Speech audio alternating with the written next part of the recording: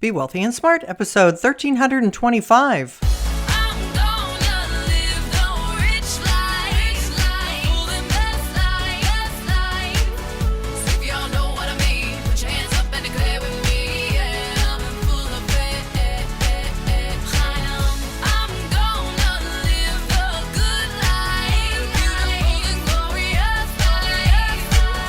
Step into a world of wealth and financial freedom without budgets, boredom, or bosses on Be Wealthy and Smart.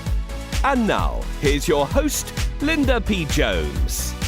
Welcome to Be Wealthy and Smart. I'm Linda P. Jones, America's Wealth Mentor, empowering women and men worldwide to financial freedom.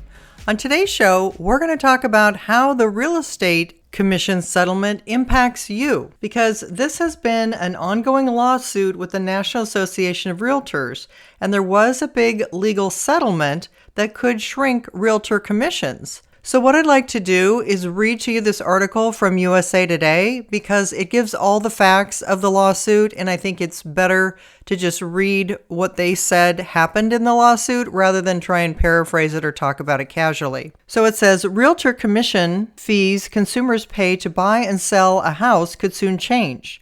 The National Association of Realtors, embroiled in legal battles over the real estate industry's commission structure, has reached a settlement that could dramatically slash the fees paid to agents. NAR said Friday that the settlement would lead to it put in place a new multiple listing service rule, which would prohibit offers of broker compensation.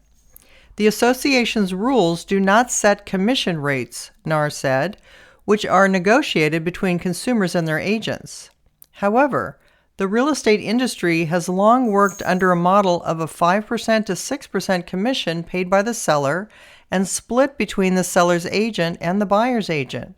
A federal case in Missouri that challenged that commission structure led to a jury deciding in October that NAR and large brokerage firms conspired to keep costs artificially high. The jury awarded $1.8 billion in damages, which could rise to more than $5 billion under antitrust rules. What could happen to real estate commissions? If the class action settlement announced Friday is approved, the changes could dramatically lower costs for those looking to sell their home. The settlement must still get court approval. If it gets the okay, changes would go into effect in mid-July, NAR said. This would mean that offers of broker compensation could not be communicated via the MLS, but they could continue to be an option consumers can pursue off MLS through negotiation and consultation with real estate professionals, NAR said in a press release. Offers of compensation help make professional representation more accessible, decrease costs for home buyers to secure these services, increase fair housing opportunities, and increase the potential buyer pool for sellers.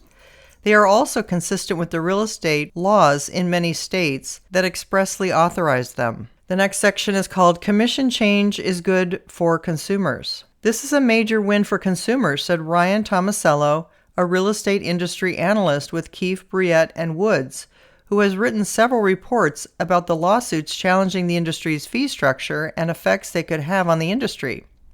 The first reason it's a win is because this is going to add much needed transparency to the process for both sellers and buyers, particularly for buyers who historically have lacked the knowledge to be able to negotiate lower commissions that could ultimately benefit them in their home closing process, Tomasello told USA Today. A key question, Tomasello said, will be whether buyers will now be strapped with an additional cost to pay their agent, which they can't afford, or whether there will be updated mortgage writing guidelines that would allow buyers to finance their commissions. Sellers still have the option to offer to pay for the buyer's agent commissions, and so that would occur on a case-by-case basis, he said. In a series of reports, Tomasello has predicted the lawsuits could result in a 30% reduction in the $100 billion paid in real estate commissions by Americans every year. Additionally, Tomasello thinks the legal decisions could result in 60% to 80% of the 1.6 million agents leaving the industry. Commissions going away? How much you pay to buy or sell a home may be about to change. Here's what you need to know. According to survey data from his company, Close to 75% of recent home buyers didn't know how their agent was compensated. Tomasello's firm's research shows that overall commission prices in a home sale could come down by upward of 2% or more. Stefan Brobeck, a senior fellow at the Consumer Federation of America, has said elimination of the practice of a home seller paying fees to both the seller's and buyer's agent will be a watershed moment for the industry. This settlement over time will benefit home sellers and buyers greatly, eventually lowering agent commissions by tens of billions of dollars a year and helping align agent compensation and services rendered, he said Friday. The changes could eventually save consumers $20 billion to $30 billion in real estate commissions each year, he said. The Consumer Federation of America has predicted commission rates could decline from a range of 5% to 6% to 3 to 4%. First-time homebuyers could feel pinch. But changes to the existing commission structure could create an unfair disadvantage for first-time homebuyers, especially people of color, said Gary Acosta, co-founder and CEO of the National Association of Hispanic Real Estate Professionals. The plaintiffs and proponents of these lawsuits claim they represent consumers, but in reality they have been nothing more than vicious attacks on first-time homebuyers and small businesses, Acosta said.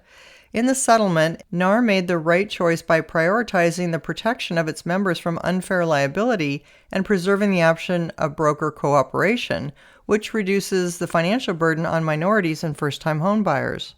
Other parts of the settlement. Another new rule that is part of the proposed settlement would require MLS participants working with buyers to enter into written agreements with those clients. Additionally, NAR will pay $418 million over approximately 4 years as part of the class action settlement. NAR has worked hard for years to resolve this litigation in a manner that benefits our members and American consumers. It has always been our goal to preserve consumer choice and protect our members to the greatest extent possible. This settlement achieves both of those goals, said Nakia Wright, interim CEO of NAR, in a statement. Added Kevin Sears, NAR president, "This will be a time of adjustment, but the fundamentals will remain. Buyers and sellers will continue to have many choices when deciding to buy or sell a home, and NAR members will continue to use their skill, care, and diligence to protect the interests of their clients." The settlement by NAR resolves 4 class action cases filed against the organization, according to Cohen, Milstein, Sellers & Toll, a firm representing plaintiffs in one of the legal actions. Consumers have really been locked out of the process of negotiating the price for their brokers when they're on the buyer side of housing purchases, said Benjamin D. Brown, managing partner of Cohen, Milstein, Sellers & Toll, and co-chair of its antitrust practice. Once this relief goes into effect, I think that the industry is going to develop in a new direction where there are some innovative brokerages offering lower commissions for buyer-broker services. End of article. If you haven't yet subscribed to Be Wealthy and Smart, hit the subscribe button and you'll be notified as soon as new podcasts are available. And all of my podcasts are on my website at lindapjones.com/podcasts. And while you're there, sign up for my weekly newsletter for more tips for your financial freedom. That's all for today. Until next time, live the good life and be wealthy and smart. Thank you for listening to Be Wealthy and Smart with Linda P. Jones. Share the wealth and tell your family and friends about the show. Check out our website, blog, and social media for more riches at www.bewealthyandsmart.com.